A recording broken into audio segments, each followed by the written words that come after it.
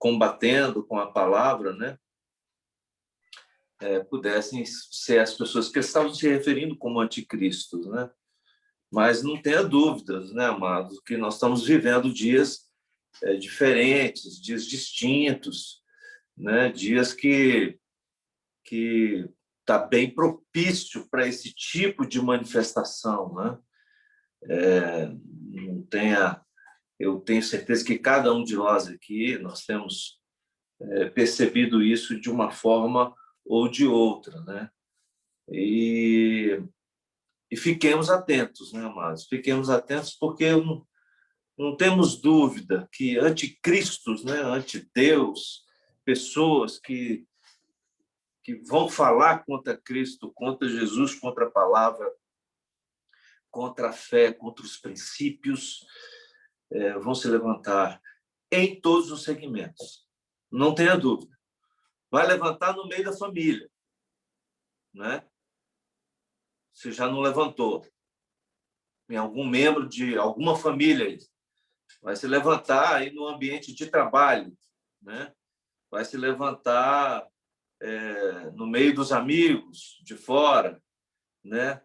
Na política, na sociedade de uma forma geral, nas religiões, óbvio, né? Nós temos visto aí um monte de gente falando algumas coisas que quando você vai conferir na palavra, você fala, meu pai, de onde esse cara tirou isso? E a gente precisa ficar atento com o nosso meio, com aquele meio que nós convivemos, né? Com aquilo que com toda esse ambiente que nós temos de corpo, né?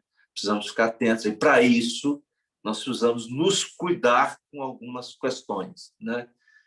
Eu quero citar uma frase que o Horácio falou aqui no encontro passado, que ele participou e que ele trouxe para nós, né? Ele fala assim: a cultura da iniquidade está espalhada no mundo. Isso me chamou muita atenção, anotei na hora, né? A cultura da iniquidade está espalhada no mundo. Aí ele ainda faz uma pergunta: como poderemos resistir a tudo isso, né? Eu não tenho dúvida, amados, que a nossa resistência, né, em meio a essa loucura que nós estamos vivendo e esses tempos agora onde as pessoas estão enfiadas na vida virtual e tudo acontece virtualmente e tudo acontece nas redes sociais e tudo acontece em todos esses ambientes que estão espalhados, tão propícios a isso, né? Vamos tirar por base assim, por exemplo, vamos imaginar que alguém dormiu no final do século XX, lá para os anos de 95. Alguém dormiu e acordou agora. O cara acordou agora. Você imagina assim, o cara que há 25 anos ele dormiu e acordou agora, que mundo que ele estava vendo, né? Esse mundo aí que nós estamos de internet, porque não existia smartphone, rede social, essa maluquice toda, né? Eu tenho absoluta certeza que esse cara ia espantar demais, demais. Falar, o que é isso? O que está acontecendo? Né? Que mundo é esse que nós estamos vivendo? Agora você imagina, vamos fazer uma outra reflexãozinha aqui. Você imagina o seguinte: se o cara dormir hoje e acordar daqui a 20 anos, que mundo, na velocidade que as coisas estão acontecendo, né? Aí talvez teria pessoas aí melhores, talvez para nos descrever esse quadro, um Marcelão da vida aí. Daqui a 20 anos, na velocidade que as coisas estão acontecendo, como que será esse mundo? Porque se em 25 anos o mundo mudou completamente, né? E a gente pode fazer um paralelo, por exemplo, um cara que dormiu nos anos 40 e acordou nos anos 80, talvez ele não viu muita coisa, viu muita coisa, mas não tão na velocidade que esses últimos 25 anos. Então, nós precisamos ficar atentos a isso e eu quero trazer para vocês aqui algumas preocupações a respeito, por exemplo, da vida da igreja, né? É óbvio, né, que nós estamos aí impedidos, né, sanitariamente de nos encontrarmos pessoalmente, mas graças a Jesus nós estamos mantendo os nossos relacionamentos. Eu louvo a Jesus, amados, louvo muito. Essa semana eu conversei com um amigo meu, pastor em Belo Horizonte, e ele que me ligou, na verdade, ele me ligou para conversar, para compartilhar umas coisas, e ele estava me dando notícia que teve que juntar com uma outra congregação, de um outro pastor amigo meu também, juntar as congregações, porque o povo se dispersou, o povo sumiu, o povo desapareceu. E ainda teve um problema financeiro lá. Então, eles pegaram duas congregações, eles são presbiterianos, né? Que isso não é muito comum lá. Pegaram uma congregação com uma outra congregação, juntaram e fundiram as duas, mas não por causa de divisão, de unidade, de nada disso, não. Mas porque o povo sumiu, o povo dispersou. Eles não têm contato, perderam contato com muita gente. E o que Fernando falou no início, né, daquilo que a gente tem percebido no nosso meio, né, o nosso envolvimento, essa nossa relação, a qualidade da nossa relação, é óbvio, né, amados, que está intrínseco com relação à visão que temos de corpo, né? Nós não estamos dependendo de reuniões presenciais para sabermos que nossos vínculos eles são eternos e preciosos e maravilhosos. Eu sei que eu posso contar com vocês. E eu sei que vocês podem contar comigo. Eu sei que eu posso contar com o Fernando, eu sei que posso contar com o Garrincha, eu sei que eu posso contar com o Marcelão. Eu sei que, porque nós não estamos encontrando presencialmente, eu sei que vocês não vão me abandonar e eu não vou abandonar vocês. Porque, por causa da visão que temos de corpo, de vínculo, o Vitão aí, eu não sei o que ele vai dizer, mas ele escreveu também um relato essa semana muito jóia a respeito de juntas e ligamentos, e eu também tinha falado alguma coisa a respeito disso, né? Nós sabemos que a essência do nosso relacionamento está no companheirismo, está na ajuda mútua, está na formação de vidas, estão nas juntas e ligamentos, está no envolvimento do corpo, da participação das atividades coletivas, né, como essa, por exemplo, né? E principalmente, né, amado, na sensibilidade ao Espírito Santo, naquilo que ele requer de cada um de nós. Ele escreveu no texto dele, eu também tinha escrito num outro texto, aquela parte que Paulo fala aos Efésios, né? Antes, seguindo a verdade em amor, cresçamos em tudo naquele que é o cabeça, Cristo, do qual todo o corpo, bem ajustado e ligado pelo auxílio de todas as juntas, segundo a justa cooperação de cada parte, faz o seu próprio aumento para a edificação de si mesmo em amor. Então, e nós precisamos ficar atentos, né, amados? Porque, infelizmente, o que a gente tem visto aí fora, né, uma certa comodidade virtual, uma certa galera que, mesmo antes da pandemia, e com a pandemia isso aumentou, e parece que esse negócio pode pegar definitivamente, né, é uma galera que se diz cristã, e não vai viver uma vida como Cristo quer e requer de cada um de nós. Eles vão ficar simplesmente por conta desse movimento virtual, e isso está muito bom, porque eu tenho como é que eu poderia dizer? Eu tenho prato para todo gosto. Eu tenho uma culinária farta teológica aqui na internet. O que eu quiser ouvir, eu escuto. É só digitar na internet, no Google, no YouTube, que eu vou ouvir o que eu quiser e vou receber. E eu quero dizer para vocês, amados, que isso, para mim, desculpe aos que pensem contrário, mas isso não é vida cristã. Vida cristã faz parte dos princípios, a vida dos princípios, a fé que nós temos, mas o envolvimento do corpo, né?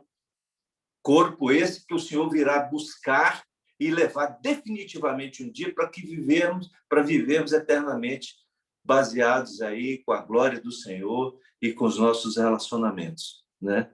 Princípios, amados, né, que Paulo fala, e aí eu quero já começar a trazer alguns alertas, princípios como Paulo fala a Timóteo, né? E você, ó Timóteo, guarde o que lhe foi confiado, evitando falatórios inúteis e profanos e as contradições daquilo que falsamente chamam de conhecimento, pois alguns professandos se desviaram da fé, né? O que nos foi confiado, senão aquilo que nós ouvimos com fé e amor que há em Cristo Jesus, né? Então, amados, essa nossa vida de igreja, né? E graças a Deus, daqui a um tempo nós vamos estar livres dessa pandemia aí e nós vamos voltar ao nosso relacionamento. Mas esse período está mostrando para nós aqui, para você e para mim, que graças a Deus existe um fundamento entre nós, que não é pandemia que vai arrancar. Se Deus permitir que passemos mais 6 meses assim, nós temos um fundamento claro a respeito de corpo, de vínculos, de relacionamento. Não é a pandemia que vai trazer um desmembramento de forma nenhuma. E isso, amados, tem que ficar claro cada vez mais. Se tiver alguém que está me ouvindo agora, está no nosso meio, e você ainda não tem uma visão clara a respeito de juntas e ligamentos, ligaduras, vínculos no corpo, dependência do corpo, entenda, isso é primordial para a vida da igreja, junto com os princípios, juntos com a família, juntos com a sujeição às autoridades, junto com todas as outras coisas, né? E isso nos ajuda a ficar atentos, né, amados, com relação aos ventos de doutrinas, às vãs doutrinas, que aí, infelizmente, a internet ela é bem propícia para isso, né, amados? Nós estamos aí vendo coisas horríveis, né? E isso faz parte do texto que eu li. Isso são anticristos. Até que se manifeste o dia da besta, né? Muitos anticristos vão surgir, amados.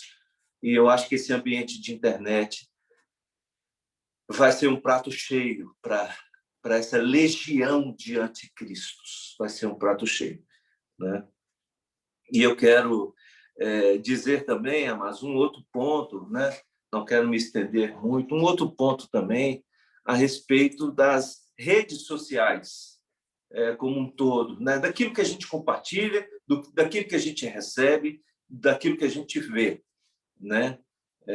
Eu estava conversando com o pessoal no Grupo Caseiro essa semana, que eu estou fazendo uma reflexão a respeito do enxame, né? E muito também em relação a um livro de um sociólogo chamado Han. O nome dele parece que ele é coreano, então não sei falar o nome dele todo, não, mas o final é Han. E ele escreveu um livro sobre No Enxame, que fala um pouco sobre essa comunidade virtual. Mas eu não li o livro, não, mas eu fiquei só interessado com a manchete, né? Mas quando eu vi essa palavra, eu não li, não sei bem o que o cara está dizendo no livro, não sei mesmo. Mas eu estou citando ele por causa do nome do livro, né? Que eu achei interessante. Isso me fez pensar realmente naquilo que nós estamos vendo no dia a dia, né? O enxame, ele faz muito barulho e você percebe muito pouco daquilo ali, daquele enxame, né? Ele faz barulho demais e você é como se você estivesse escutando muitas vozes e pouquíssimos discernimentos.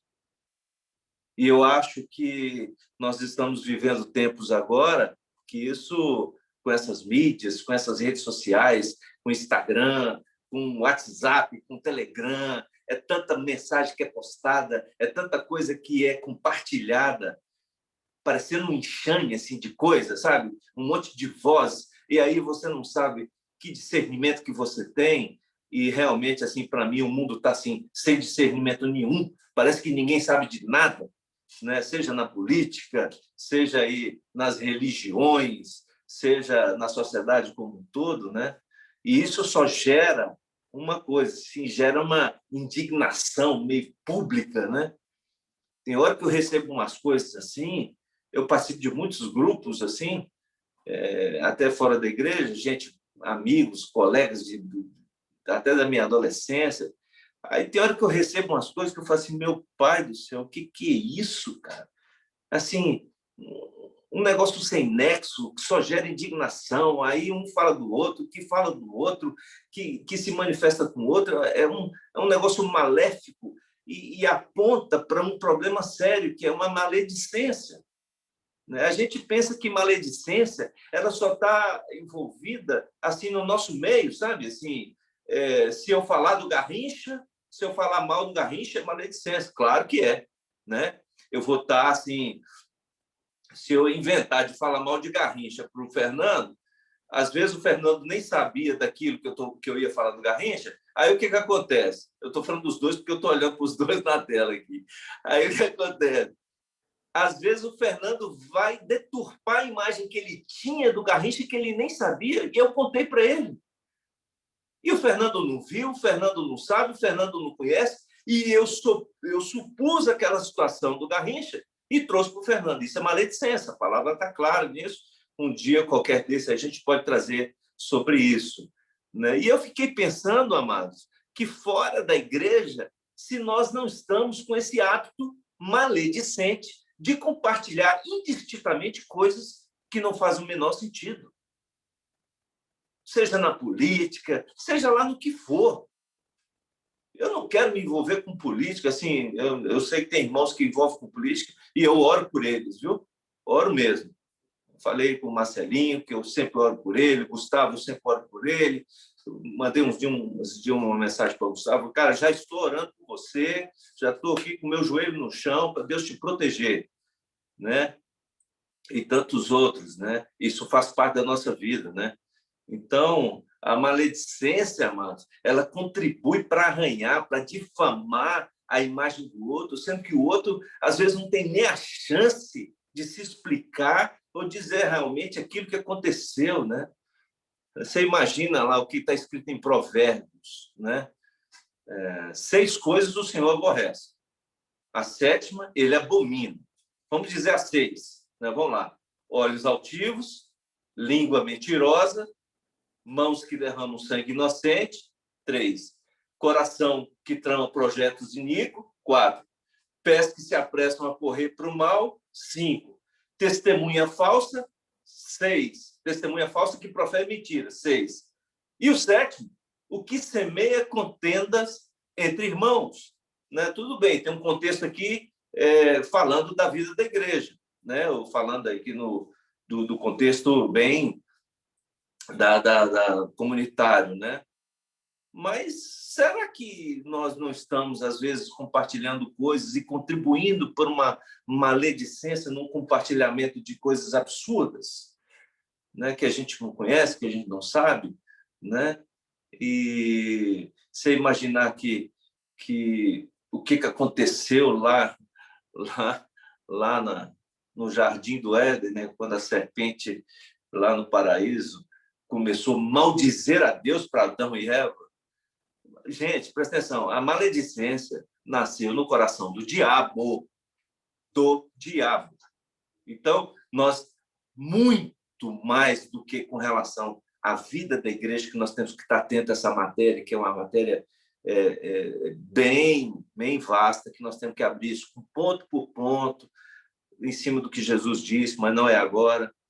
Mas eu quero trazer só uma pincelada, né, sobre isso e saber se realmente a gente não está contribuindo para esse modelo. Lembra que Jesus, amados, aquele que não cometeu pecado, nem na sua boca se achou engano.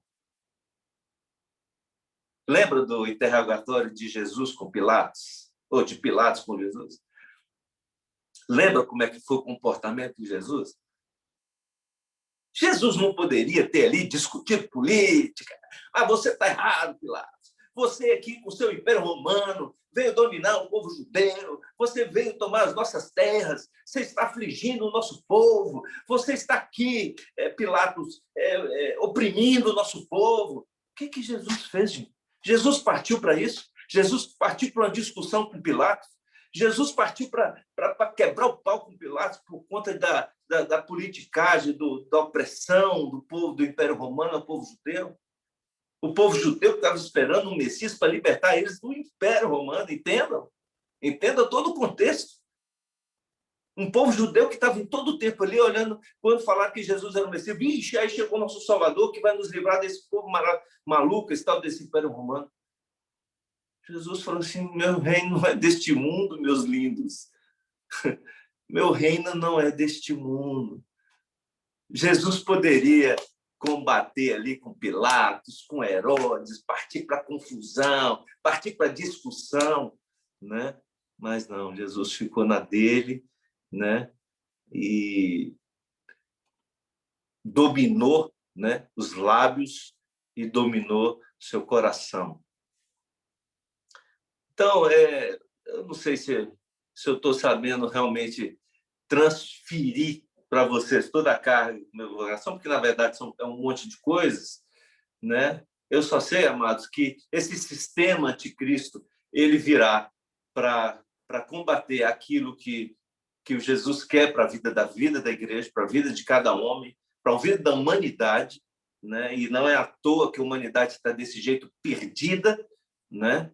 Tomando ônibus que não sabe nem para onde que vai, né? Exatamente pelo sistema do antideus, do anticristo, né?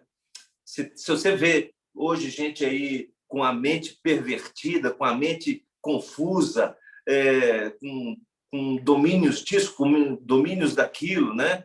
Gente que quer viver da impiedade, gente que quer viver na iniquidade, achando que Deus é amor, e aí Deus vai receber todo mundo, né? São sistemas que estão espalhados por aí. Na verdade, isso acontece dentro do ambiente, né, de religião, da igreja, né?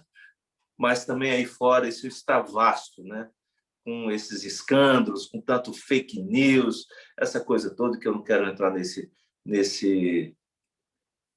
bolo. E eu só sei que, infelizmente, amados, nós, como igreja, podemos ser um cliente comum, viu?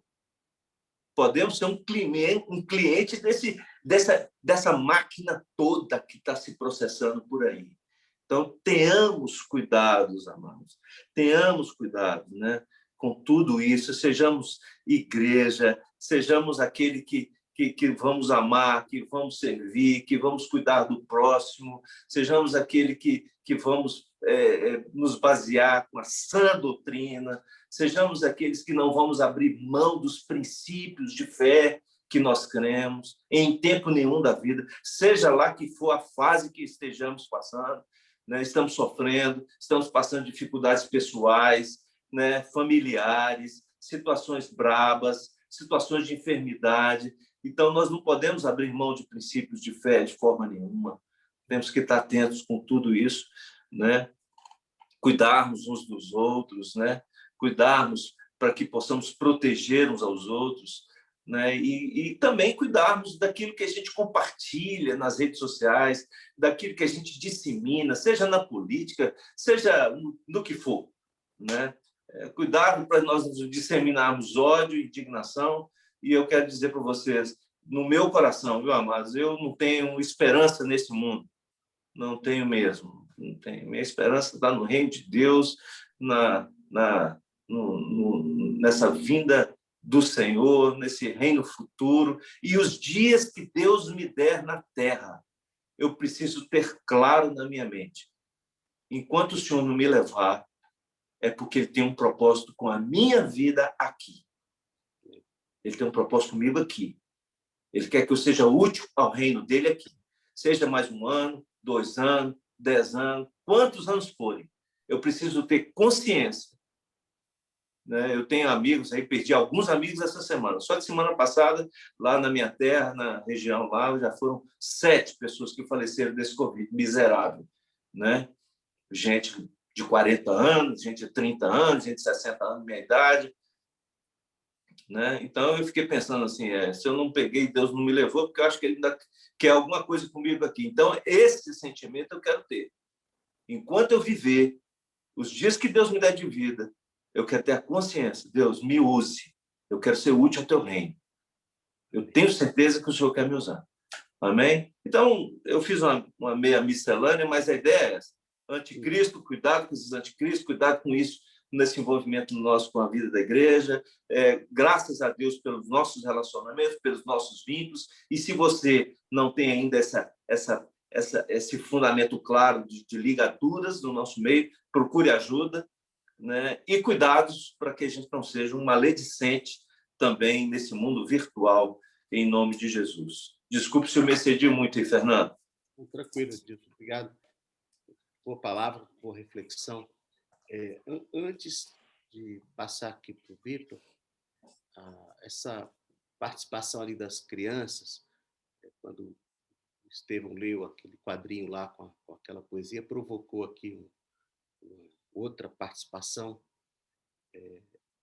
da Cláudia, da minha irmã. Não sei se ela já está ali pronta, porque ou ela vai explicar um pouco, mas... Estou pronta. Está pronta, Cláudia. Esse poema também, de alguma maneira, assim, compartilhei com a Cláudia e uma circunstância, e ela vai explicar aí o que ela preparou ali, e, na verdade, a resposta que ela fez, enfim. Cláudia, diga. Olá, irmãos, tudo bom com vocês? Essa participação aqui é meio surpresa, mas eu fiquei comovida com o poema que o irmãozinho leu. E esse poema o Fernando compartilhou comigo há um tempo atrás, nem tanto tempo atrás, né, Fernando? Foi antes de eu pegar o Covid, inclusive, que eu passei pelo Covid. Mas graças a Deus, agradeço aí por quem orou pela minha família. Estamos bem. E aí o Fernando compartilhou comigo, assim, foi muito importante para mim. Foi num momento assim muito difícil mesmo, e aquilo me trouxe muito consolo. E aí eu sentei, eu não sou poeta igual meu irmão, já falo logo, mas eu sentei e expandi as palavras dele, e é com a permissão dele, então, que eu leio, porque quando eu li, foi isso que veio ao meu coração. Quando eu li esse poema do Fernando, foi isso que veio ao meu coração. E aí eu escrevi e mandei para ele. Falei, Fernando, é isso que eu senti. E assim, então eu vou. Ele me pediu, então é a homenagem da família, então, ao nosso querido irmão. Fernando, ele é um irmão maravilhoso. Todos, né, graças a Deus. Fernando, Horácio, que são pastores, têm nos ajudado muito. Eu sou muito grata, né, a ele e a todos. Então, eu vou ler para não tomar muito tempo. Então, eu vou ler com os meus acréscimos. A ordem, a arma e o refúgio. Dores e esperanças. Prosseguir é a ordem. E eu prossigo, olhando para o meu amado Salvador Jesus Cristo, admirando sua beleza, sua glória. Oh, quanto desejo vê-lo! Prosseguir sem perguntas. E eu prossigo, aquieto-me em silêncio, em submissão ao meu amado, sabendo que a ele pertence toda ciência e conhecimento. Prosseguir sem forças. E eu prossigo, mesmo sem conseguir prosseguir, prostrado aos seus pés, deixando a cruz fazer seu trabalho em mim. Prosseguir sem nada a dizer. E eu prossigo, com o palpitar do coração, com a alma sedenta da sua presença. Oh, quanto quero senti-lo! Perseverar é a arma, e eu persevero, com a força que vem dele, com o amor que dele jorra. Oh, quanto quero agradá-lo! Perseverar em fazer, e eu persevero em amar, em perdoar, em orar.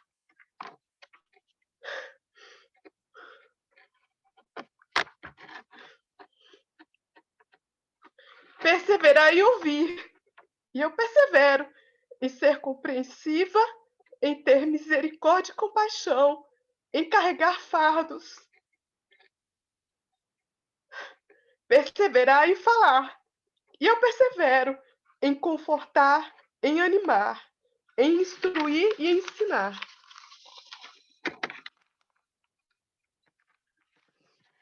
Esperar é o refúgio, e eu espero em Deus, meu amado Pai e meu provedor. em Jesus, meu amigo e irmão, meu defensor e intercessor, no Espírito, meu consolador e aquele que habita em mim. Esperar prosseguindo, e eu espero e prossigo, chorando meus pecados e minhas dores, buscando a sua presença e o seu consolo.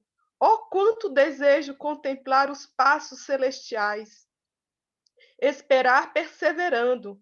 E eu espero e persevero no caminho, na verdade e na vida, na sua palavra e nas suas promessas e na sua maravilhosa graça. Esperar sabendo e não sabendo, e eu espero, sabendo que ele é fiel, sabendo que dependo dele em tudo, e ciente de que nada sei, na palavra e no silêncio. Na sua palavra, a vida, vida que me ilumina e me transforma. No seu silêncio, a sabedoria. No meu silêncio, a espera. Com dor e com júbilo, sofrendo, te aguardo. Alegrando-me, te espero. Tu completarás a boa obra em mim. Obrigada, Pai. É isso, irmãos. Bom, eu não tenho condições de dizer nada, então vou passar a palavra aqui para o Vitor, mas, assim, creio que, assim, o Espírito Santo fala de muitas maneiras, né? Quando eu li o que a Cláudia escreveu sobre o que eu escrevi, pude ver, assim, muito ampliado, multiplicado na vida dela, talvez muito além até, mais profundo, talvez mesmo, do que na minha própria. Mas, então eu fui, assim, também muito edificado por essa oração dela, por essa meditação dela. Amém. O Vitor, com você então. De novo, obrigada, Fernando. Abençoe. Amém, irmão. Vocês estão me ouvindo? Vocês me ouvem? Bem, pessoal, eu escrevi um texto bem simples, de 2 páginas, né? Que eu estava na fase final ali da recuperação de uma cirurgia que eu fiz no joelho, foi o que a dor me permitiu escrever naquele momento. O Fernando pediu para compartilhar um pouco mais daquilo, eu aprofundei algumas coisas e vou tentar aqui... eu produzi aqui um PowerPoint com alguns textos, algumas coisas que eu acredito que vão auxiliar a compreender.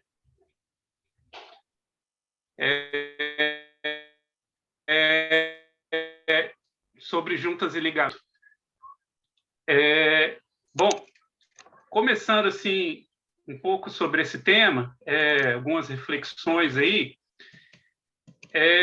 A gente começa então com o texto de Colossenses 2:19, né? Assim, que o texto fala aí que o corpo ele é suprido e bem vinculado, né, por suas juntas e ligamentos. Então, há 2 características aí que as juntas e ligamentos propiciam, né, para o corpo de Cristo, que é o suprimento e o vínculo, né? E por meio disso ele cresce o crescimento que procede de Deus, né? Junta é uma palavrinha que é esse afé aí, né, que tem esse sentido meio de conexão e laço, e é a mesma palavra que aparece em Efésios 4:16, e ligamento é essa palavra sundesmos, né, que aparece no Novo Testamento com outros sentidos e outras traduções, como laço, ou como ligamento, ou como vínculo também, né, aparece em Atos 8:23 como laço, aparece em Efésios 4:3 como vínculo da perfeição, vínculo da paz, esforçai-vos por manter o vínculo, né, da perfeição. E Colossenses 3:14 também aparece como vínculo, essa mesma palavrinha aí, sundesmos. Então tem sempre esse sentido, né, de algo que une, né? Na King James usa-se a palavra bond, né, em inglês, né, esse sentido de algo que une as coisas, né? O texto de Efésios 4:11-16, eu não vou ler ele todo, mas ele fala assim, eu queria pensar assim 2 coisas que eu acho super interessantes nesse texto, né? Primeiro, ele usa muito essa ideia de finalidade, né? Então, com vistas ao aperfeiçoamento dos santos, né? Para o desempenho do seu serviço. Então, os santos são aperfeiçoados para que desempenhem o seu serviço, e o desempenho dos serviços dos santos tem a finalidade de edificar o corpo de Cristo, né? Então, há 3 finalidades aí, né? Sempre essa preposição para aí, né? até que todos cheguemos à unidade da fé, né? Então, a edificação do corpo de Cristo, ela alcança esse ápice, né? Quando todos cheguemos à unidade da fé e do pleno conhecimento do Filho de Deus, a ser homem perfeito, a perfeita varonilidade. E aí, lá no 16, ele conclui, né? Mas seguindo a verdade em amor, cresçamos em tudo naquele que é a cabeça, Cristo, de quem todo o corpo, bem ajustado e consolidado. Então, no outro texto, ele falava de suprimento e vínculo. Aqui ele fala de ajuste e consolidação, pelo auxílio de toda junta. Segundo a justa cooperação de cada parte. Junta aqui aquela palavrinha, a fé. E eu sempre gosto de pensar nesse segundo, a justa cooperação de cada parte. A Bíblia usar esse adjetivo justa significa que pode ocorrer que em alguma situação exista uma cooperação injusta. Quando alguém não dá a sua cooperação, o outro lado vai ter que dar uma cooperação injusta, né? E isso, enfim, eu não vou me aprofundar nisso, mas isso, assim, mostra um pouco a necessidade de todo mundo cooperar. Todo mundo cooperar numa justa medida. E aí o peso fica justo para todo mundo, né? Não é à toa que a Bíblia usa esse adjetivo justo, né? E aí isso efetua o seu próprio aumento para a edificação de si mesmo em amor. E eu gosto de pensar assim que o Novo Testamento e as cartas apostólicas, há vários textos que põem um pouco essa metáfora, né, para explicar o funcionamento da igreja por meio do funcionamento do corpo humano. E aí tem Romanos 12, 4 a 5, 1 Coríntios 12, então é um texto bastante comprido, né, que fala vários aspectos do corpo de Cristo, aplicando isso por meio do funcionamento do corpo humano, Efésios, né? Não só o texto de Efésios 4, como outros anteriores, Colossenses 1, 18. E eu gosto muito de pensar nesse texto de 1 Coríntios 12, 20, né?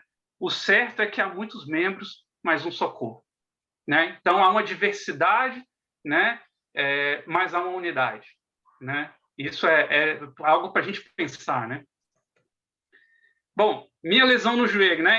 Eu achei interessante, eu não sou médico, né? E estou falando aqui numa congregação que tem alguns médicos, então talvez eu fale alguma bobagem e peço desculpas antecipadamente se isso ocorrer, mas eu, quando tive essa lesão no joelho, eu comecei a ler um pouco sobre o que é o joelho, e é um mecanismo, assim, admirável. Eu que sou engenheiro, assim, é um mecanismo, assim, admirável de tensores, de cabos, de polias, é uma coisa assim impressionante como Deus formou o joelho, né? É assim muito admirável. E há vários cabos que mantêm ele unido, junto, que formam assim mecanismos de tensão e distensão. Enfim, a minha lesão ocorreu nesse menisco lateral, que é um disco que funciona meio como um amortecedor e como uma mola para impedir os ossos de se desgastarem, o fêmur e a tíbia, né? E o menisco lateral, aquele que fica do lado de fora do joelho, foi no meu joelho direito. Eu vim assim praticando bastante exercício físico e aí falo assim sem alongar, sem tomar alguns cuidados. Provavelmente o meu menisco ele sofreu uma pequena fissura. Eu estava brincando com o Miguel, meu filho de 2 anos, no chão e fui levantar rapidamente e provavelmente essa fissura do menisco, na hora que eu fui levantar do chão, ela deslocou, e esse disco, que é o menisco, que ele tem esse formato de cunha, de meia-lua, assim, ele deslocou para o centro do joelho, e aí no centro do joelho, meu joelho travou, e eu não consegui esticar a perna, e uma dor, assim,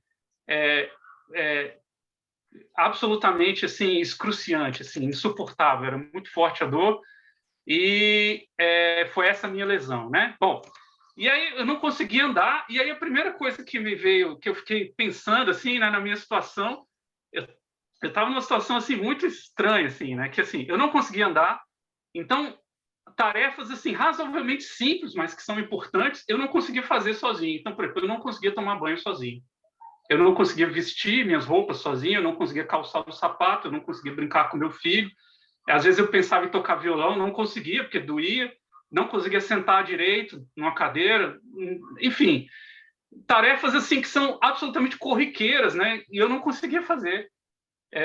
E muita dor no joelho, e isso também impedia até meu funcionamento, de certo modo, intelectual. Eu não conseguia pensar direito, às vezes eu não conseguia me expressar direito, eu não conseguia tomar decisões direito, né? Enfim, ou seja, uma junta do meu corpo, que é o meu joelho, que está bem longe da minha cabeça, ela afetou todo o funcionamento do meu corpo, inclusive na execução de tarefas simples e corriqueiras, né? Bom, aí eu fui ao ortopedista. O ortopedista olhou assim para mim, eu falei, doutor, se tinha uma coisa que eu queria evitar, era fazer uma cirurgia no meio de uma pandemia. Pelo amor de Deus, eu estou com uma criança recém-nascida em casa, né? Por favor, se houver uma outra opção. Ele falou, tem. É quase que você amputar sua perna. Ah, não, peraí, isso aí tá fora de cogitação, né? Então não tem jeito, teve que fazer uma intervenção cirúrgica de emergência e um posterior tratamento, né, de recuperação. A intervenção cirúrgica foi suturar o meu menisco, foi costurar ele para colocar de volta no lugar, né, por meio de um procedimento, enfim, né, de artroscopia, que chama, enfim, tem vários detalhes médicos que eu não vou me delongar nisso. E eu fiquei pensando nisso, assim, né, afinal, o que a gente faz com o nosso corpo físico, né? Por meio do nosso corpo, assim, é que a gente faz várias coisas, a gente age por meio do nosso corpo, a gente expressa os nossos sentimentos por meio do nosso corpo, a gente fala, a gente expressa o nosso interior por meio do nosso corpo, né? E para isso ocorrer, eu fiquei pensando, né? É preciso que cada parte do nosso corpo esteja em contato com nossa cabeça e sempre em coordenação e cooperação, né? Se a minha mão não estiver coordenada com a minha cabeça e não cooperar com o comando que a minha cabeça dá, eu não consigo mexê-la, eu não consigo me expressar, eu não consigo gesticular, né? E também com as respectivas partes adjacentes, né? Se a minha mão não estiver coordenada e cooperando com o meu punho, ela não funciona. Ela não funciona. E aí eu fiquei pensando, como é que o Senhor alcança e atua sobre as pessoas e sobre o mundo? Bom, há várias formas. Deus pode mandar um anjo, Deus pode fazer várias coisas. Mas eu penso que uma das mais frequentes e a que mais ocorre é Deus agir por meio da igreja. Deus age e atua sobre o mundo, sobretudo utilizando a igreja, utilizando o seu corpo, o seu povo, né? Há até uma música do Daniel Souza que, ao invés de usar essa expressão, né, esse advérbio por meio de, usa através, né? O que aparentemente é até um erro gramatical, na realidade está certo, é através mesmo, né? É atravessando a igreja, né? A glória de Deus atravessa a igreja e chega no mundo, né? Enche toda a terra do conhecimento da tua glória através da igreja, né? E essa música também fala, né? Somos os teus pés andando em toda parte. A gente precisa ter. Eu fiquei pensando nisso. O joelho do corpo de Cristo sou eu. Ou melhor dizendo, a perna, né? O pé, a mão, sou eu, né? Jesus me utiliza para alcançar outras pessoas, para falar as verdades de Cristo. Essa música, ela tem uma verdade bíblica, a meu ver. A igreja é o mecanismo, é o meio, né? Por meio do qual Deus age sobre o mundo, né? Há várias outras formas, claro, além da igreja, mas eu penso que uma das mais frequentes seja a igreja. E para a igreja funcionar nessa tarefa, eu penso que a Bíblia indica, né, que as juntas e ligamentos funcionam nesse sentido, para articular, para coordenar, para suprir, para vincular, né, todos aqueles verbos, aqueles particípios que a Bíblia colocou lá, suprido, vinculado, né, e as juntas e ligamentos funcionam nesse aspecto para mover os membros do corpo conforme as instruções de Jesus, para alcançar essa instrução de Jesus, para dar comida ao necessitado, para dar palavra ao cansado, para acolher o pobre, para pregar o evangelho, enfim, várias coisas, né? O corpo de Cristo tem várias tarefas. E quando as juntas do corpo de Cristo sofrem uma lesão, né, podem ocorrer. Eu fiquei depois refletindo, a Bíblia mostra, ao meu ver, dois exemplos aí, né? Um é Paulo, Barnabé e João Marcos, né? A Bíblia diz que houve uma desavença entre eles, tal que eles até se separaram. Paulo e Barnabé andavam juntos, estavam juntos ali, passaram por problemas assim sérios. Paulo foi apedrejado, né? Barnabé estava junto lá, passaram perseguições e tudo, e houve uma desavença por causa de João Marcos. A Bíblia não diz o porquê João Marcos se apartou de Paulo e Barnabé lá em Creta. A Bíblia não deixa isso claro, então, né, não dá para a gente especular muito, mas o fato é que houve uma divergência, uma desavença entre eles, numa aparente lesão ali naquela junta ali. E depois, inclusive, Paulo e Silas foram para um lado, Barnabé foi para outro, enfim, né? Esse texto de Filipenses também fala de Evode e Sintique, né? Paulo fala assim, rogo a Evódia e Síntique que pensem concordemente no Senhor, né? Assim, que elas pensem em unidade, né? Esse texto fala isso. Então, podia estar havendo uma desavença ali entre elas. Há vários outros textos, né? A igreja em Corinto, a igreja em Corinto também, né? A carta de 1 Coríntios é pródiga em falar de um monte de problema que estava acontecendo ali naquela congregação, né? De possíveis juntas lesionadas. E aí uma coisa que eu fiquei refletindo, assim, né? Dada a minha experiência no meu joelho, às vezes, uma lesão que ocorre numa determinada junta do corpo, ela pode vir a afetar o funcionamento de quase todo mundo, né? No cumprimento da tarefa do corpo. Então, é aquela ideia um pouco que eu penso, assim, o problema do meu irmão é meu também. O que afeta o meu irmão me afeta também. Então, o corpo precisa ter um pouco essa ideia de auxílio mútuo, de suporte, né? Para que a junta se recupere, né? Para que o corpo continue desempenhando sua tarefa, enfim, né? Bom, e aí o que eu fiquei pensando, né? E para essa recuperação ocorrer, né? Primeiro, assim, é preciso haver essa intervenção do Senhor, né? De curar e restaurar o funcionamento dessa junta. E Paulo e Barnabé e João Marcos têm até um exemplo disso. Houve essa desavença entre eles, mas tanto em Colossenses como 2 Timóteo, que são cartas já do final da vida de Paulo, né? Em Colossenses está claro que Paulo estava preso, e 2 Timóteo, Paulo já estava prestes a morrer. Paulo fala de Marcos. E em 2 Timóteo, Paulo ainda fala assim, toma contigo Marcos e traz, pois me é útil para o ministério. Ou seja, mostrando que houve essa restauração ali nessa junta com Marcos. E eu não sei se Barnabé, não dá muito para a gente saber se ele ainda era vivo, mas houve essa restauração. Marcos voltou a ser útil para o ministério junto com Paulo. Essa coisa voltou a funcionar, né? Em Colossenses, Paulo também fala, né? Colossenses 4:10, saúda-vos Aristarco, prisioneiro comigo, Paulo estava preso, e Marcos, primo de Barnabé, sobre quem recebestes instruções, se ele for ter convosco, acolhei. Então, mostrando que essa junta com Marcos voltou a funcionar. Em Filipenses 4:3, quando Paulo fala de Evódia e Síntique, há um detalhe que eu acho super interessante, né? Fala assim, rogo a Evódia, rogo a Síntique, pensem concordemente no Senhor. E aí Paulo fala, possivelmente dirigindo-se ao presbitério da igreja de Filipos, a ti, fiel companheiro do jugo, também peço que as auxilies. Auxilia lá a Evódia e Síntique, conversa com elas, pois juntas se esforçaram comigo no evangelho. Então, às vezes, essa restauração de uma junta lesionada no corpo de Cristo requer até a ajuda de outros irmãos, né? Como Paulo coloca aqui, né? Vai lá, auxilia a Evódia e Síntique, né? Mas, assim, a outra coisa que eu fiquei refletindo, né? Assim como ocorreu no meu joelho, assim, houve a cirurgia, mas até hoje ele não está funcionando 100%. Eu ainda não consigo dobrar mais do que 90 graus o meu joelho. Ele ainda não está funcionando em todo o seu potencial. Ou seja, a intervenção cirúrgica foi só o primeiro passo para as coisas se desenvolverem. Então, a mesma coisa eu penso que ocorre aqui no corpo de Cristo, né? A intervenção do Senhor é só o primeiro passo, né? E após isso, começa um longo processo de recuperação. E no meu caso, por exemplo, do meu joelho físico, né? Por assim dizer, é um esforço assim de fisioterapia, assim, de muita dedicação, assim, e cá para nós muita dor, assim, dói bastante, dói bastante. Então, às vezes essa recuperação de um relacionamento no corpo de Cristo, ela requer esse esforço, essa dedicação. Ela não ocorre do dia para a noite, ao menos é o que eu vislumbro, né? Assim, ela requer essa dedicação de ambas as partes, né? E talvez até um pouco de dor ou muito, né? Não sei. Para restaurar essas coisas, né? Mas o resultado da recuperação, assim, ao menos no meu caso, plenamente satisfatório. Assim, eu hoje consigo tomar banho sozinho já. Eu não esqueço do primeiro dia que eu consegui andar sem a ajuda de muleta. Foi uma coisa que eu fiquei refletindo, assim, cara, é uma coisa tão simples na nossa vida, né?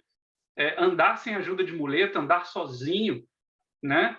E que às vezes a gente talvez nem dê tanto valor, mas no meu caso, quando eu andei a primeira vez sem ajuda de muleta, eu fiquei assim, cara, que coisa incrível, que bênção que o Senhor está me dando. A mesma coisa no corpo de Cristo, né? A restauração de uma junta do corpo de Cristo faz a igreja voltar a ter esse fluxo de vida em todos os membros, todos se beneficiam e todos são edificados, né? A coisa volta a funcionar e o corpo de Cristo volta a atuar para a sua tarefa, né? Então, enfim, irmãos, para concluir, né? Juntas e ligamentos, né? Eu entendo que são, a Bíblia indica um pouco que é esse meio de articular e coordenar o corpo de Cristo, de suprir e vincular o corpo de Cristo, né? Para executar essas tarefas que Jesus dá para o corpo, né? E quando há uma lesão, a gente não amputa o membro fora. Isso não é assim que funciona. A gente não joga fora o braço só porque machucou. A gente tenta curar, a gente tenta recuperar, né? A gente tenta voltar a funcionar o braço, né? Então, as juntas e ligamentos, assim, a conclusão que eu queria trazer é essa, assim, elas são essenciais para que a igreja alcance edificação, crescimento e cumpra a tarefa que Jesus deu, né? Enfim, irmãos, eu acho que eu já me alonguei muito, mas é um pouco do que eu estava refletindo, assim, né? A necessidade da gente ter em mente, né? Que as juntas e ligamentos são um mecanismo para a gente cumprir essa tarefa que Jesus nos deu, né? Enfim. Amém, amém. Excelente, Vitor. Muito, muito bom, muito obrigado. Irmãos, esse encontro está sendo gravado, né? Eu acho que nós vamos precisar meditar aí ao longo dos próximos dias as palavras que nós ouvimos, a palavra do Dilson sobre esses anticristos, sobre essa cultura da iniquidade, sobre esse momento crítico da vida da igreja, da vida, na verdade, dessa geração, como nós precisamos perseverar e precisamos estar juntos nisso, e acredito que o Vitor trouxe ali uma palavra muito boa e bem apresentada, e que custou ele alguma dor, né? Como é o processo de aprendizado assim mais eficiente que existe, envolve dor, mas refletir sobre isso, porque é evidente que a Bíblia fala de realidades espirituais, como ele disse. E Deus não faz as coisas assim aleatoriamente. Nosso corpo funciona como funciona porque a mente de Deus criou o nosso corpo. E o corpo de Cristo deve funcionar assim porque a mente de Deus estabeleceu assim essa articulação, esse pertencer, essa cooperação. Esses dias, né, a gente tem ouvido aí o povo falar: abre igreja, fecha igreja, abre igreja, fecha igreja. O governo vai proibir a igreja de qualquer coisa. Meus amados, assim, ninguém fecha a igreja. A igreja, você pode fechar um local de reunião, um local de culto. Não tem como fechar a igreja. Até porque o dono da igreja ia se aborrecer profundamente com isso, ia ser o problema. Mas a igreja funciona, porque a igreja são os relacionamentos que nos unem, são nossas vidas estão ligadas em Cristo. É por isso que nós somos igreja. E é isso que nós precisamos esses dias entender, aprofundar a necessidade que nós temos disso. E a bênção que há nisso. O grande assim, privilégio que nós temos de estarmos vinculados, de estarmos recebendo dessa graça que vem da igreja, que vem do corpo, e crescer nisso. Às vezes o inimigo acha que ele está causando um dano à igreja quando persegue a igreja, quando promove ações contra a igreja. E quando a gente olha a história da igreja, foram esses períodos de perseguição exatamente aqueles que a igreja foi mais santa, foi mais fiel e cumpriu melhor o propósito de Deus. Entendeu melhor o que é ser discípulo de Jesus, o que é ser parte desse corpo e funcionou melhor. Assim, essa é a nossa certeza, garantia que nós temos da parte do Senhor e vamos, com a graça de Deus, perseverar nisso, sim. Irmãos, nessa linha aí, quero lembrar aqui alguns motivos de oração, atualizar alguns pedidos. Um é sobre a Lucita, ela está ali, dá um tchauzinho aí, Lucita. Lucita, temos orado por ela, teve o diagnóstico, né, de um câncer, que ela precisa, eventualmente, vai precisar de uma cirurgia, mas a primeira etapa do tratamento vai começar essa semana. Ela vai fazer um procedimento para implantar um catéter para que ela possa receber uma medicação preparatória aí para uma eventual cirurgia, né? Os médicos optaram por esse procedimento para melhorar as condições da cirurgia e também tendo em conta que nós estamos no meio de uma pandemia e as internações, as cirurgias hospitalares estão muito complicadas, né? Então, pedir aos irmãos que continuem orando para que já foram vencidas várias batalhas de oração, porque um dos grandes demônios que a gente precisa enfrentar é a burocracia, quer pública, quer dos convênios, né, Lucita? Então, já tivemos que orar aí para destravar algumas empecilhos aí. O Zinho conhece bem isso também, né, essas lutas. Mas, graças a Deus, amanhã está tudo previsto para que ela possa fazer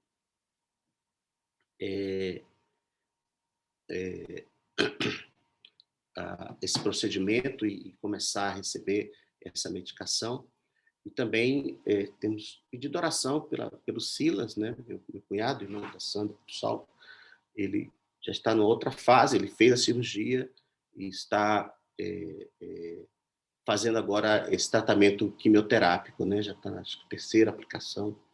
Enfim, orar para que o organismo dele reaja bem, é muito incômodo, tem efeitos colaterais bastante desconfortáveis, né? Mas, então, orar para que a cirurgia foi bem sucedida, então, orar para que Deus o restabeleça aí, prontamente, né? E também, mais alguns motivos de oração, se os irmãos quiserem colocar aí no bate-papo, eu sei que a Edna, esposa do Lucídio, está com Covid, mas está bem, se recuperando bem, enfim, podemos depois colocar aí no bate-papo e para a gente atualizar as listas de oração. O Maurício me mandou aqui também uma mensagenzinha agora, que tem alguns pais pedindo para passar de novo o vídeo, porque perderam a aparição do filho. Para você ver, né? Então, não sei se a Júlia tiver condições técnicas. Eu vou gostar de ver de novo, não, veja bem. Mas, não sei, depois a Júlia me dá uma sinalização, se agora, ao final aqui, se ela tem condições de passar de novo o vídeo. Está dizendo aí? Bom, é outra mensagem. Aqui no mundo tecnológico é assim, né? Vai tudo... Mas estão me lembrando aqui, em relação à Lucita, que esse período agora do início do tratamento dela... Oi? Daqui para frente. As visitas ficam restritas, precisam ser combinadas e agendadas, porque há uma questão de imunidade, né? Que faz esse tipo de tratamento, a imunidade cai bastante. E como a Lucita é uma pessoa extremamente hospitaleira e ela não consegue dizer não para ninguém, nós estamos nos encarregando de fazer isso. Então, visitas devem ser agendadas com a Sueli, que está encarregada, então, de controlar o acesso. Podem ligar para a Lucita, é claro, conversar com ela, dar todo o apoio, enfim, mas é preciso que ela se resguarde agora, mais ainda um pouco, não só por conta do vírus aí, mas também que ela precisa manter a imunidade elevada, né? Tá bom. Júlia, tem como passar o vídeo, Júlia? Tem sim, vou compartilhar aqui. Fernando, o Horácio quer falar. Horácio, então primeiro você, Horácio. Isso. Deixa as crianças por fim, que depois das crianças ninguém lembra de outra coisa a não ser das crianças. Não dá para competir, né, Horácio? Não, uma das vantagens de ficar velho é que eu aprendi a não entrar em briga nem competição, que eu já sei que eu vou perder. Tá certo. E isso, por exemplo, inclui entrar em discussão com a esposa. Não adianta, você perde. Mas o que eu só queria... Há sabedoria nas suas palavras.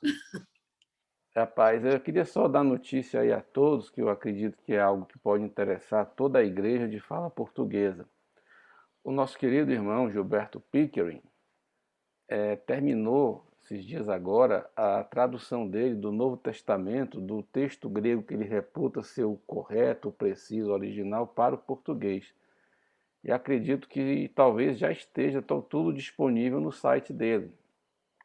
Então, acho que lá já está disponível de Mateus a Apocalipse com todas as notas de rodapé. E em breve avisaremos quando for possível comprar o livro impresso. Eu, como sou da velhíssima geração, eu vou ler quando sair no papel. Afinal, Deus inspirou a palavra dele por escrito e não gravado, né? Deus disse, está escrito e não está gravado no arquivo tal. Então eu sou muito literalista, eu acredito na coisa escrita, né? No pergaminho, no papel.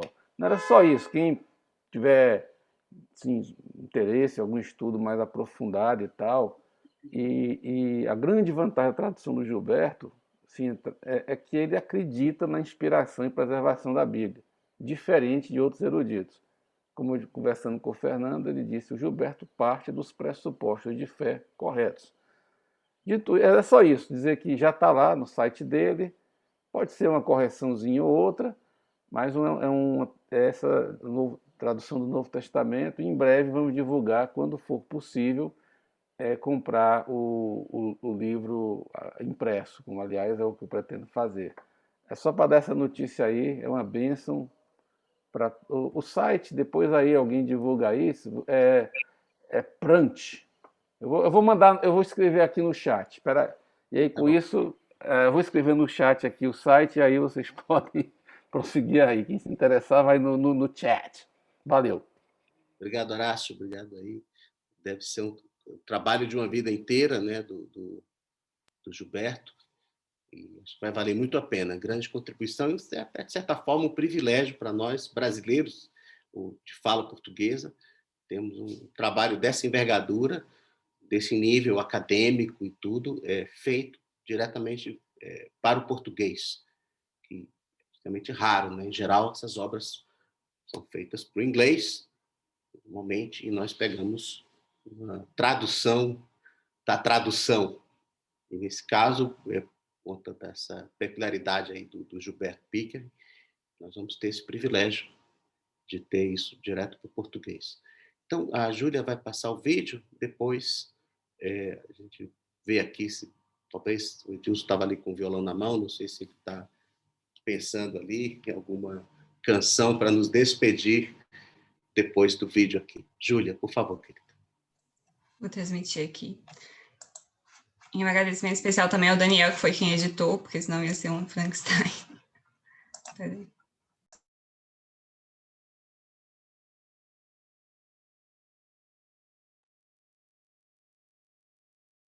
Oi, tio Fernando. Esse vídeo é em comemoração do seu aniversário. Que Deus te dê muitos anos de vida e te proteja de todo o mal. Que seu dia seja bem abençoado. Tchau!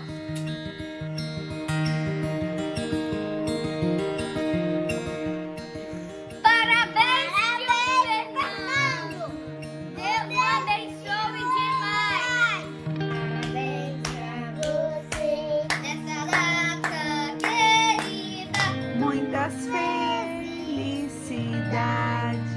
muitos anos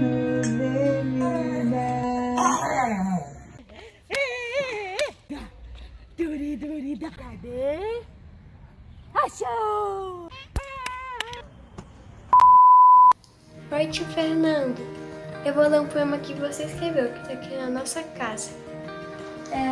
Se chama A Ordem, a Arma e o Refúgio. Prosseguir é a ordem. Prosseguir sem perguntas. Prosseguir sem forças. Prosseguir sem nada a dizer. Perseverar é a arma. Perseverar em fazer. Perseverar em ouvir. Perseverar em falar. Esperar é o refúgio. Esperar prosseguindo. Esperar perseverando. Esperar sabendo e não sabendo. Na palavra e no silêncio. Com dor e com júbilo. Fernando Saboia. Feliz aniversário, tio Fernando. Obrigado por abençoar nossas vidas. Tchau. Vovô Fernando, vovô Fernando, vovô Fernando. Feliz aniversário. Muitos anos de vida.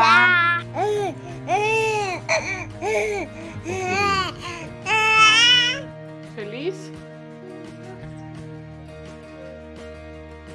Ou? E o beijo?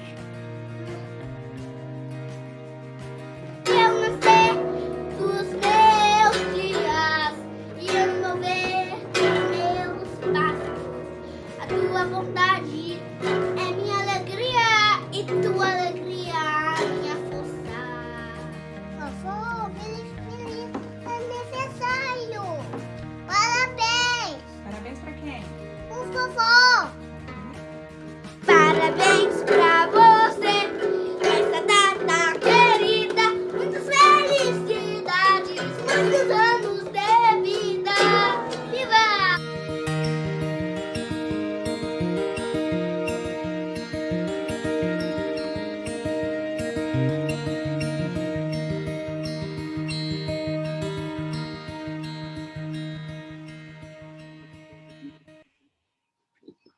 Muito obrigado, Júlia. Foi muito, muito bom. Muito feliz. Depois você me manda aí o videozinho para a gente guardar por aqui. Edilson, acho que você termina o encontro, então. Ô, Fernando, rapaz, me permita fazer uma singela homenagem que não, os meninos aí, eles foram fantásticos, né? E eu quero dizer para você primeiro o seguinte, diante de todos os nossos irmãos aí, que você tem sido uma inspiração para mim, né? Não só nas letras e nas suas poesias que eu descobri há uns, sei lá, 7 anos atrás, como também na sua vida, né? E no seu apoio, no seu cuidado, na sua assistência. E quero dizer que minha família já é prova viva do seu cuidado. Isso é uma bênção de Deus para a minha vida. E eu quero fazer um pupurri aqui rápido, se der tempo, de algumas canções que se tornaram minhas, né? As letras que Fernando escreveu e ele escreveu para mim e ele não sabia porque ele nem me conhecia. Aí aconteceu essas coisas, engraçado, né?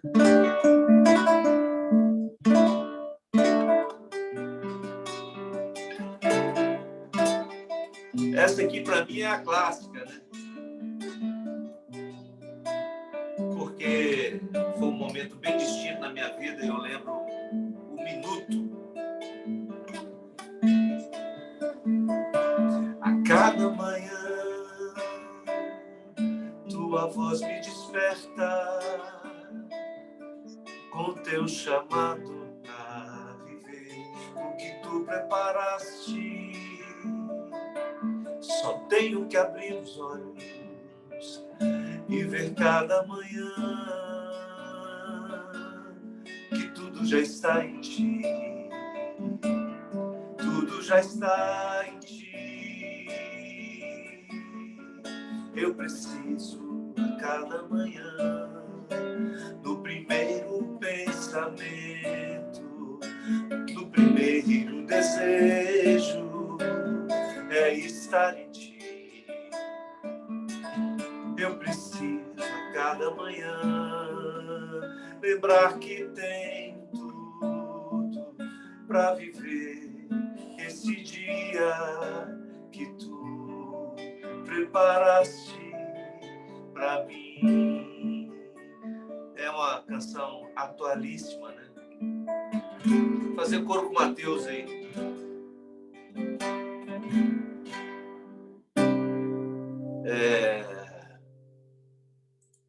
A tua bondade é minha alegria, e tua alegria minha força. Tudo que brilha e o que se move, tudo que é belo, exalta o teu poder. Tudo que brilha e o que se move, tudo que é belo, exalta o teu poder. Teu nascer dos meus dias e o mover dos meus passos, a tua bondade é minha alegria e tua alegria minha força.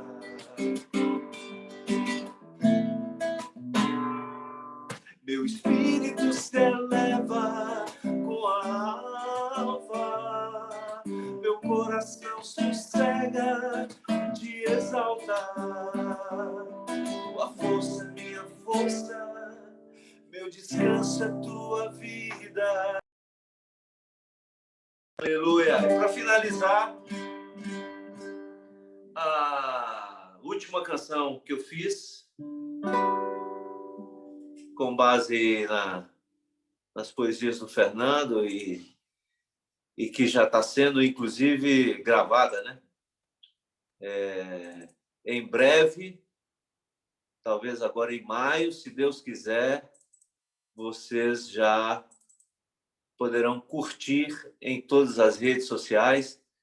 E o João Alexandre está produzindo, e ninguém menos, ninguém mais do que o Jorge Camargo está cantando ela comigo.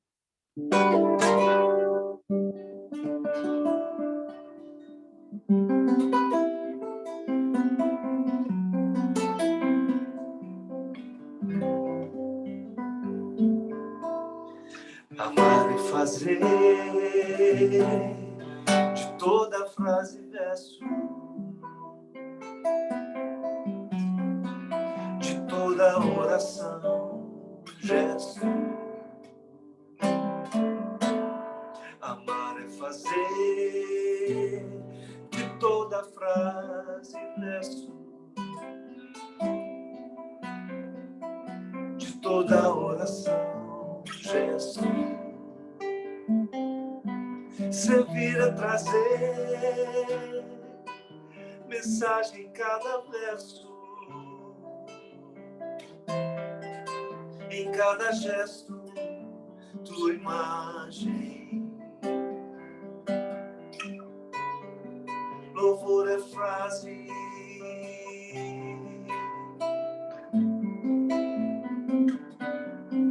culto é gesto. Louvor é frase,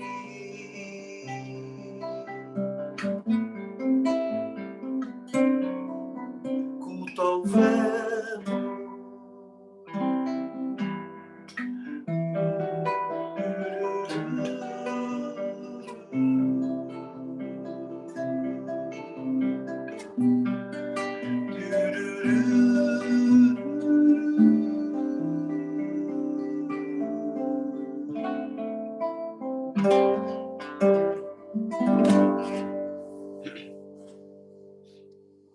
Beleza, ficou muito, muito bonito. E essa canção é antiga, essa poesia é dessas que tem 40 anos, eu acho. Ficou boa, e quando eu mostrei para o João Alexandre, ele doidou com tudo, né?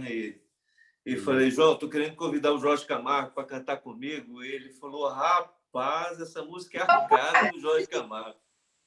Amém. Aí o Jorge já colocou voz, e vou colocar amanhã a voz e vou mandar para ele. Vai ficar simplérrimo, assim, 2 violões, sanfona, uma sanfona no fino, e eu e o Jorge fazendo um bate-bola. Parece que vai ficar boa. Amém. Meus irmãos, então, a graça do Senhor seja com todos. Obrigado a todos pela participação, pela inesperada homenagem aí. Fiquei muito, muito feliz. E Deus possa nos conduzir aí esses dias difíceis que estamos passando, mas com muita, muita graça, muita bênção do Senhor. Fiquem com Deus, irmãos. Fernando, eu vou pôr essa meditação, a segunda parte aí para mandar para você, porque aí quem quiser... Tá bem. E também eu vou pedir a apresentação do Vitor, lá o PowerPoint. Show.